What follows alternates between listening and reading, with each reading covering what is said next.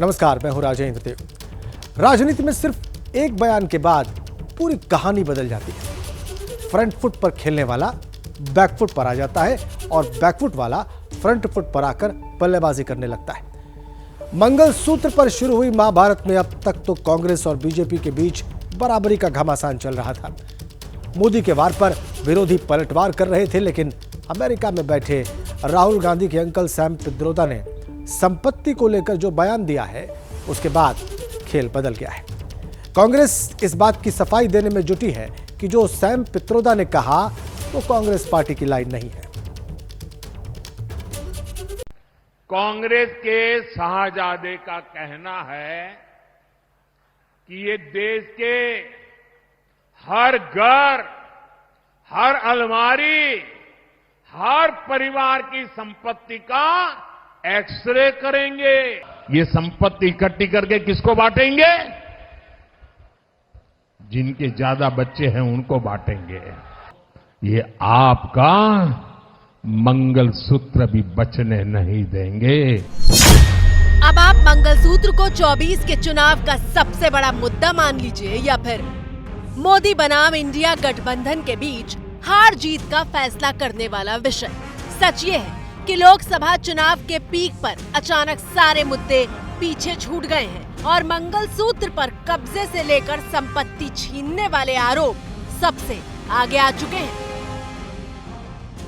कांग्रेस की मुस्लिम लीगी सोच को देश के सामने रखना चाहता हूं और जब उनका मैनिफेस्टो आया उसी दिन मैंने कह दिया था, आज नहीं कह रहा हूं, उसी दिन कहा था कि कांग्रेस का मैनिफेस्टो पर मुस्लिम लीग की छाप है।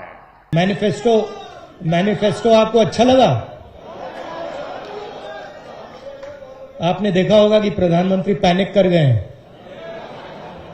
हाँ, बिल्कुल हिल गए, घबरा गए।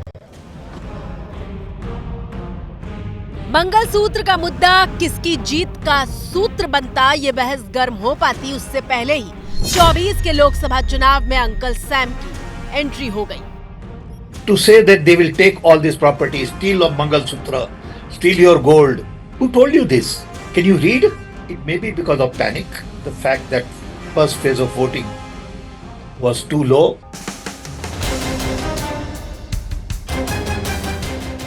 सैम पित्रोदा ओवरसीज कांग्रेस के अध्यक्ष हैं।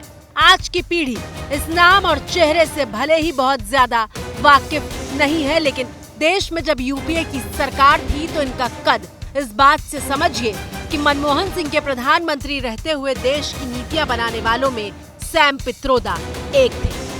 पूर्व प्रधानमंत्री राजीव गांधी के दोस्त और राहुल गांधी के अंकल सैम रहते तो अमेरिका में हैं, लेकिन जिस तरह से उन्होंने मंगलसूत्र और संपत्ति वाले मुद्दे पर बयान दिया है, उसने चुनावी गेम को पलटने का काम किया है।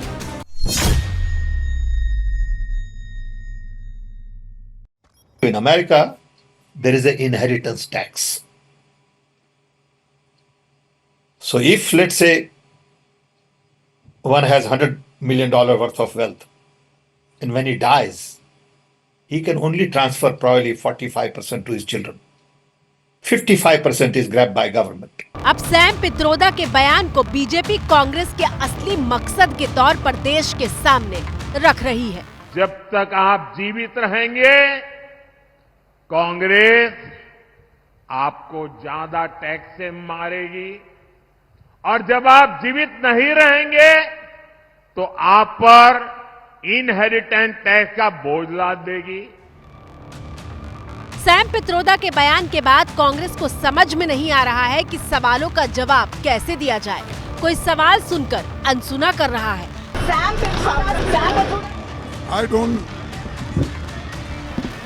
तो कभी कांग्रेस के वरिष्ठ नेतागण मीडिया को बुलाकर पित्रोदा के कद और पद की बात करते हुए उनके बयान से किनारा कर रहे हैं। मैं साफ कह देना चाहता हूं, इस मामले पे जो पित्रोदा जी ने कहा है वो उनकी राय है, पर भारतीय राष्ट्रीय कांग्रेस का पोजीशन नहीं है, इंडियन नेशनल कांग्रेस का पोजीशन नहीं है। ये जानबूझकर सनसनीखेज रंग दिया जा रहा है। लेकिन जब इतने पर भी संतुष्टि नहीं हुई तो कांग्रेस प्रवक्ता सुप्रिया श्रीनेत बाकायदा प्रेस कॉन्फ्रेंस करने सामने आई। सैम पित्रोदा जी निहायत ही अच्छे इंसान हैं, बहुत सम्मानित व्यक्ति हैं, लेकिन उन्होंने जो बात कही है ये अपने परिवेश में जहां पर वो रहते हैं उसके बारे में कही है। ये कांग्रेस पार्टी की विचारधारा नहीं है, ये कांग्रेस पार्टी की पॉलिसी नहीं है। सैम पित्रोदा ने ऐसा एक्सरे कर दिया है उस मैनिफेस्टो का कि अब राहुल गांधी जी भी कुछ बोल ले या कांग्रेस का कोई प्रवक्ता कुछ बोल ले, आप सभी जानते हैं अगर एक बार एक्सरे हो जाए फिर कितना भी कपड़े से ढकने का प्रयास करो वो हकीकत सामने आ जाती है। तो वो हकीकत अब पूरी तरीके से खुलकर सामने आ गई है। कांग्रेस के तमाम नेता पूरे जोर शोर से इस बात को साबित करने में जुटे हैं कि कांग्रेस अपने घोषणा पत्र पर कायम है। पित्रोदा के बयान का इससे कोई रिश्ता नहीं, लेकिन कांग्रेस नेता उदित राज ने कह दिया कि सैम पित्रोदा जो कह रहे हैं उसकी भारत में सबसे ज्यादा जरूरत है। बीजेपी लोग चाहते हैं कि अमीर रहें बस, तो टैक्सेशन जो बहुत बड़े रिच है, जापान में या जर्मनी में देख लें 55% तक टैक्स है कुल टोटल मिला करके। तो वो जो पैसा जो वेल्थ है डेड मनी है और हजारों करोड़ सैकड़ों करोड़ और लाखों करोड़ पैदा हुए हैं, तो उस पर टैक्स थोड़ा सा लेकर के देश के विकास में, सड़क में, शिक्षा में, स्वास्थ्य में लग जाएगा और गरीबों को मुफ्त शिक्षा दे दिया जाएगा तो क्या खराब है। इंडिया में ज्यादा होना चाहिए, यहाँ गरीबी ज्यादा है।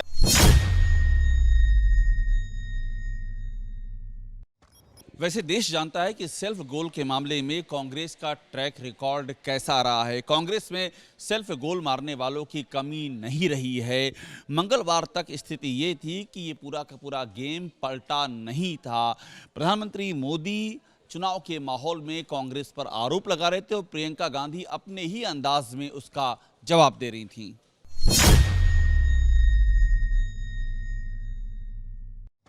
70 सालों से ये देश स्वतंत्र है। 55 सालों के लिए कांग्रेस की सरकार रही है।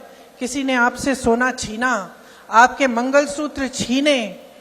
इंदिरा गांधी ने अपना सोना, जब जंग हुई थी, अपना सोना देश को दिया। मेरी मां का मंगलसूत्र इस देश को कुर्बान हुआ है। मंगलवार तक गेम पलटा नहीं था। चुनाव के माहौल में एक तरफ मोदी आरोप लगा रहे थे और प्रियंका गांधी अपने अंदाज में उसका जवाब दे रही थी। मंगलवार को प्रियंका गांधी ने बेंगलुरु की चुनावी रैली में ये बयान दिया था। रात में ही पॉलिटिकल कॉरिडोर में उनके जोरदार जवाब की चर्चा होने लगी थी, लेकिन बुधवार सुबह प्रियंका के बयान के हेडलाइन बनने से पहले ही सीन में सैम पित्रोदा आ गए। आसान भाषा में अगर बताएं तो सैम पित्रोदा कह रहे हैं कि अमेरिका में उत्तराधिकार टैक्स है। किसी की मौत के बाद सिर्फ 45% संपत्ति ही उसके बच्चों को ट्रांसफर हो सकती है। संपत्ति का बाकी 55% हिस्सा सरकार ले लेती है। भारत में ऐसा नहीं है, आम पब्लिक को कुछ नहीं मिलता। यह ऐसा मुद्दा है जिस पर चर्चा होनी चाहिए। ये सुपर रिच के बजाय आम पब्लिक के हित में है। अब कांग्रेस का कहना है कि वो इनहेरिटेंस टैक्स लगाएगी, माता पिता से मिलने वाली विरासत पर भी टैक्स लगाएगी। आप जो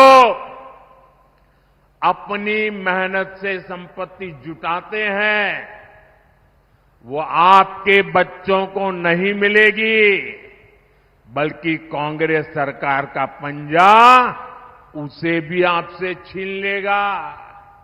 कांग्रेस का मंत्र है, कांग्रेस की लूट जिंदगी के साथ भी और जिंदगी के बाद भी।